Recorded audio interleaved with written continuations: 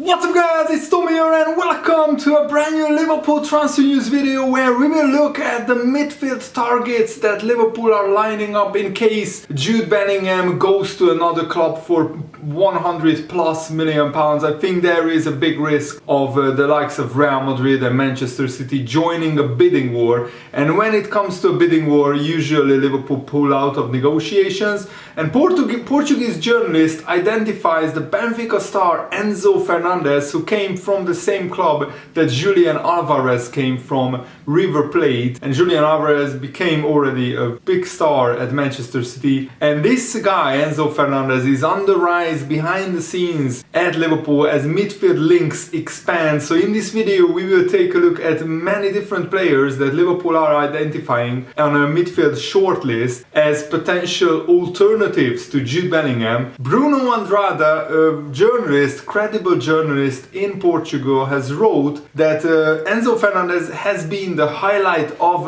Benfica this season. He is also on the rise behind the scenes at Liverpool. The 21-year-old Argentinian arrived at Benfica in June from River Plate for just 10 million euros plus 8 million, another 8 million euros if bonuses are triggered, and he had the entire deal brokered by Jorge Mendes along with Argentine agent Eugenio Lopez. He currently has a release clause of 120 million pounds, and Enzo Fernandez is only 21 years old, but he is a brilliant midfielder who has already quite a lot of goals and assists in his career. If you check his professional stats out, he played 40 games in all competitions so far. He scored 13 goals and got 7 assists. And for Benfica, he already has 2 goals in the Champions League qualifiers and 1 goal in the Portuguese league as well. The rest of his goals came in the Argentinian league, of course, with River Plate. And here are his full stats. And actually in 2022 for River Plate, he scored 10 goals in 26 games in all competitions, which is pretty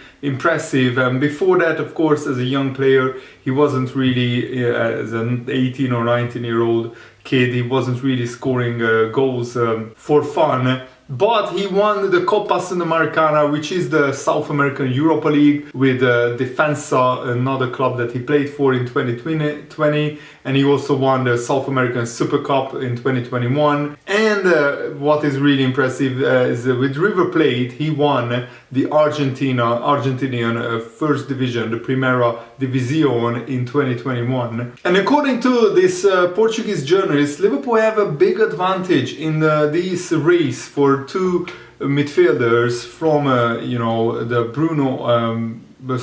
Jorge Mendes clientele. He is one of the super agents in world football. And Bruno Andrade, this journalist, wrote, the increasingly close and trusting relationship between the Portuguese businessman Jorge Mendes, who manages these players' careers, like for example, Matheus Nunes. We are linked with Matheus Nunes once again, even though he went to Wolves because Liverpool were pretty late in approaching him and making an offer for him, because Liverpool weren't sure that he was worth the money that he was going for. So in the end, he ended up at Wolves, but Liverpool are still interested in his first services, and it looks like we could move for him if we don't end up getting Jude Bellingham in the summer or even in the January transfer window. With the new sporting director of Liverpool, Julian Ward, also weighs in favor of the eventual negotiations, because Jorge Mendes and Julian Ward, of course, worked together to get the big transfer of Darwin Núñez done from Benfica to Liverpool for 100 million euros. The 21-year-old Argentinian arrived at Enzo Fernandez arrived at Benfica in June, and it's well documented that Liverpool have Portuguese connections because we already signed Luis Diaz from Porto, we signed Darwin Núñez from Benfica, and of course Liverpool's assistant managers, Matos and also Pep Linders, they both worked in Portuguese football. Pep Linders worked for FC Porto, and it has been well documented that they still watch the Portuguese league. So it's pretty evident that we will still be interested in other Portuguese players. And the journalist went on and said Liverpool intends to invest heavily to strengthen the midfield in 2023. The initial idea was to hire only in June, but internally it has already been discussed the possibility of bringing the decision forward to January. Matheus Nunes is one of the names at the top of Jurgen Klopp's list of preferred targets. He was sold by Sporting Lisbon in August for around 50 million euros with add-ons and bonuses. The adaptation process in the Premier League is seen as an important point for the deal to come out. But I think Wolves would ask for a lot more than that initial transfer fee. So I see the Matheus Nunes deal as really difficult. In my opinion, it's not likely that Liverpool will go for him anytime soon. And here is the original article published in Portuguese on that website, so I translated it for you guys. And the increasingly close and trusting relationship between Portuguese businessman Jorge Mendes and also the new sporting director of Liverpool, Julian Ward, also waves in favor of the eventual negotiation for Enzo Fernandez. And Neil Jones of Goal, also speaking to Redman TV, said that Liverpool want Jude Bellingham, 100% confirmed, and the indicating thing is that he leaves Dortmund next summer, almost 100%. That was sort of made clear that he's not going anywhere this year. I think he's going to come to the Premier League. I think Liverpool have got the chance, but I think the rivals are the traditional rivals for these kind of transfers. So Chelsea, Man United, Manchester City, Real Madrid. I'm not sure if Bellingham would be interested in going to Spain at this stage of his career, because he still has a good 15 years of his career ahead of him, so he can go to Spain even later as a more established player. Guillem Bayage, who I have a lot of respect for, is a brilliant Spanish journalist working in, of course, English media as well, said that Liverpool have not decided to extend the loan or buy Arthur, but they have no intention to send him back to Juventus in January, because there has been some crazy reports going on in Italy about Arthur being sent back to Juventus in January by Liverpool, which is fake news. They are still assessing him, Liverpool. In fact, the coaching staff congratulated him on his understanding of the system and his quality. He decided, Arthur has decided to ignore days off and come in and keep working, as he knows he still has got a lot to catch up with demands. He's working on an individual the fitness plan to get him up to speed, because he didn't have a regular pre-season. Pretty standard stuff considering lack of match fitness. Of course, you have to consider that Arthur wasn't really involved with Juventus up until the point when he went on loan to Liverpool, so he still needs to do a mini pre-season training regime at Liverpool to get him up to speed. And that's why I said I think it's actually an advantage for Liverpool to have a lot of games postponed, well, two, the Wolves and Chelsea game, because we can get the likes of Arthur and Thiago and Jota up to speed, because for example Jota also missed the large majority of pre-season as well. What is also brilliant news for Liverpool, not so brilliant news for Thiago, is that Thiago is not in the Spain squad for the upcoming Nations League games.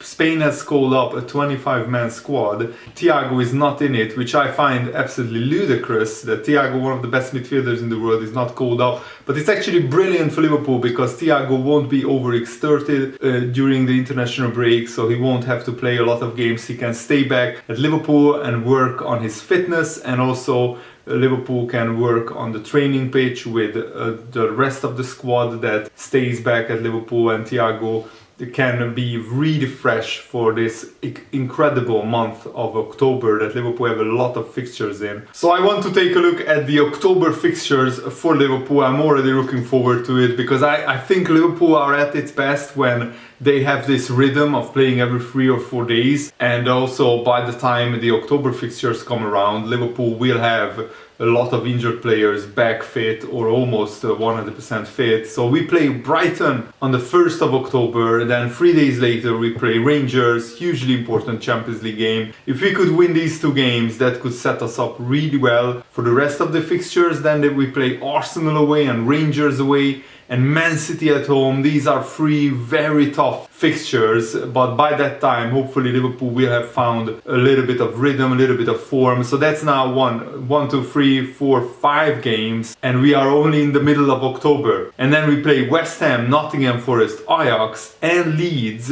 So that's 9 fixtures in the month of October, between October the 1st and October the 29th. So that's 30 days, 9 games in 30 days. Absolutely crazy fixture list. And then of course we play Napoli on the 1st of November, a hugely important Champions League game as well. That could decide whether Liverpool qualify for the knockout stages or not. But also the Ajax-Liverpool game is crucial. If we could win in Amsterdam, I think we could qualify, because I expect Liverpool to beat Rangers home and away. They have been pretty bad so far in the Champions League. And before we go to the World Cup, hopefully not a lot of Liverpool players will go. Only Trent Alexander-Arnold, for example, is in the England squad, so no Joe Gomez, and no other English players have been called up. No Jordan Henderson, because he's injured, of course. So at least Liverpool won't have a lot of players playing in the Nations League, or at least not as many as normally. So the last fixture is Liverpool-Southampton,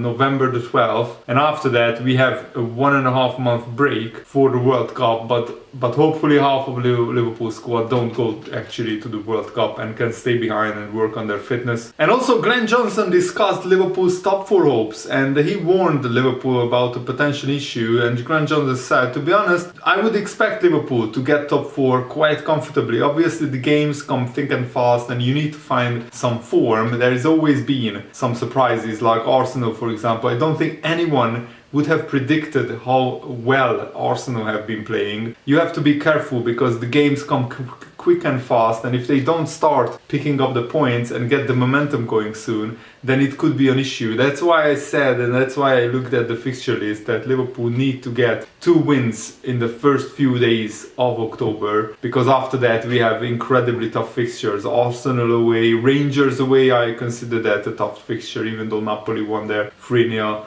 Rangers at home against Liverpool, they will be up for it. They will treat it like a European Cup final. And after that we play Manchester City. That 3 games period is absolutely crucial to Liverpool's season. And also after Liverpool taking 9 points from a possible 18, we are only in 7th place in the Premier League, 6 points behind leaders Arsenal. But also thankfully we are only 5 points behind Man City. Man City thankfully have dropped points in 2 games so far as well, so hopefully that gap won't be bigger when we meet Manchester City. And we frankly have to beat Man City at least in one of the 2 games that we play against them in the Premier League if we want to win the title.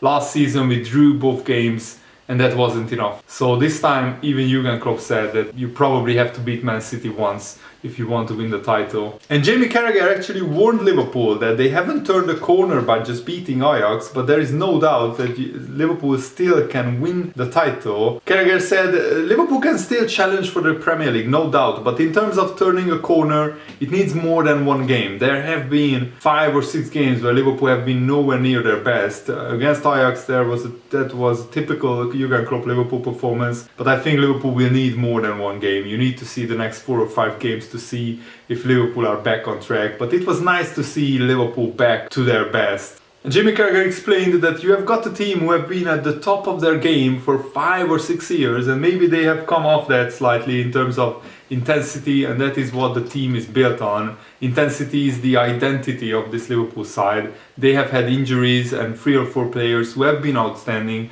have not been playing at their best. He means they have been outstanding before. But right now I think even like Fabinho, Virgil van Dijk, Trent, Salah, they haven't been at their best. These players have been out of this world for 4 or 5 years. They haven't been at their best at the start of the season. But that is allowed, that it is normal, it happens sometimes. Not all the best players can play at their absolute best every single week throughout their careers. They are only human, we have all been there as players. I think it's a combination of those 3 factors: players off form, off the back of 5 or 6 years being at 100% intensity, and also injuries. Criticism does spike you. You saw a huge turnaround in Liverpool's performance against Ajax. Individually, Van Dijk was back to his best. If Van Dijk wants to bite back at whoever that might be, I might be one of them or it might be somebody else. I think Van Dijk has had more pats on the back in the last 5 years in the Premier League. Maybe only Kevin De Bruyne in terms of classing them as the two best players in the league and in the world in their positions. So he has done well out of not getting too much criticism in his career. There are people a lot worse off than him. That's true, but Van Dijk also has a right to respond to that criticism. Jamie Carragher also talked about Darwin Núñez, and he said, I would have found him a handful to play against him. I think it would have been tough. It is just where Liverpool can have that connection with him. But the size, the pace, the power of him, he has a great goal scoring record. You don't want to be coming up against him too often. It has really been stop-start for him. Because of the red card, it was unfortunate, and coming on at different times, trying to get up to speed with the rest of the team. He's completely different to what Liverpool had before in terms of Bobby Firmino, and Jota is a completely different profile of a player. He looks raw, but there is no doubt there are some great physical attributes. He causes big problems for the opposition. It is just the next 5 or 6 weeks we will see that integration a lot more. It will be a lot easier then to judge whether he's the right fit, because now he has not played enough football for Liverpool. And I think Darwin Núñez just needs to play a lot of games and get accustomed to his teammates, and his teammates need to adapt to what kind of runs he makes, where he loves to get the ball, and so on. But I think Liverpool will work it out. Thanks for watching, guys. I really hope that you guys enjoyed this video. I had a lot of fun making it. See you later. Have a lovely day. Goodbye.